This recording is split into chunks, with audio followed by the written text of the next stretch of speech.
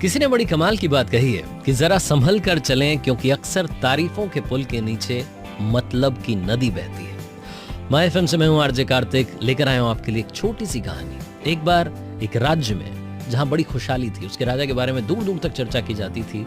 दूसरे राज्य के राजा उससे सीखना चाहते थे, इतना कमाल का राजा वहां रहता था। और उस राजा के बारे में लोग ये कहते थे कि इससे जब भी आप मिलोगे, जो भी बात आप कहोगे, आपको सोल्यूशन मिलेगा। वो राजा एक बार देखने के लिए कि वाकई में क्या प्रजा खुश है, क्या वाकई में जनता में खुशहाली है, वो अपने सेनापति के साथ, सैनिकों के साथ घूमने के लिए निकला। उसके पास जो भी आ रहा था, कोई शिकायत कर रहा था, कोई तारीफ कर रहा था, कोई अच्छी बात कर रहा था, कोई बुरी बात कर रहा था, कोई सुझाव दे रहा था। जो भी इंसान आ रहा था, राजा हर इंसान को कुछ ना कुछ दे रहा था। किसी को अशर्फी दे रहा था, किसी को सोने का सिक्का, चांदी का सिक्का, कुल मिलाकर के वो हर इंसान को कुछ ना कुछ दे रहा था। इतने अच्छे मूड में था। तभी उसने देखा कि उसके राज्य में एक दुखी इंसान था। उसके राज्य में दूर कहीं जब वो देख रहा था तो एक भिखारी बैठा था। उसने अपने सैनिकों को भेजा, भिखारी को बुलाया।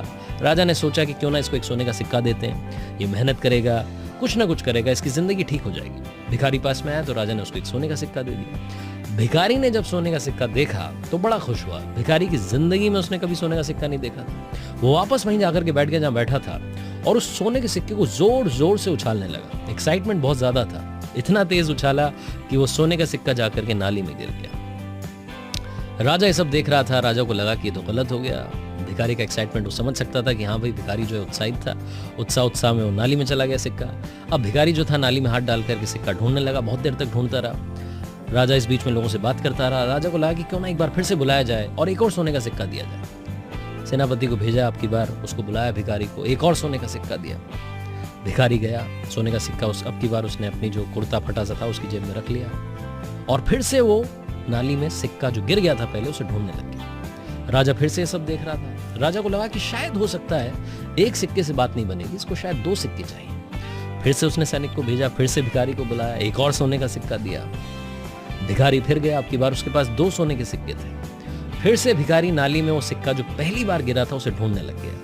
राजा ये सब देख रहा था। राजा को समझ नहीं आ रहा था कि भिखारी चाह क्या रहा है, क्यों उस सिक्के के पीछे पड़ा है जो गुम हो चुका है। फिर से सैनिकों को भेजा, भिखारी को बुलाया और पूछा कि मेरे भाई चाहते क्या हो? आपको 2 सोने के सिक्के दे दिए, 3 दिए थे, गिर गया, कोई बात नहीं, 2 तो आपके पास हैं, आप जिंदगी में खुश रह सकते हो। भिखारी ने कहा नहीं साहब, मैं तो तभी खुश होऊंगा जब मुझे वो वाला सिक्का जो नाली में गिर गया था वो मिलेगा। ये कहानी आपकी और हमारी है। मैं सबकी बात नहीं कर रहा, लेकिन कुछ लोग इस दुनिया में इस बात से दुखी हैं कि वो नाली में जो सिक्का गिर गया था वो मिल क्यों नहीं रहा है, जबकि ऊपर वाले ने उन्हें बहुत सारी खुशियां दे दी हैं और बहुत सारी खुशियां आने वाली हैं। बीते कल में अटके रहेंगे तो आने वाला कल कभी भी अच्छा नहीं हो सकता। इस बात को याद रखिए। इसीलिए आरजे कार्तिक आपसे कहता है, जो पास्ट में हुआ उसे भूल जाइए और फ्यूचर की तैयारी कीजिए। कर दिखाओ कुछ ऐसा कि दुनिया करना चाहे आपके जैसा।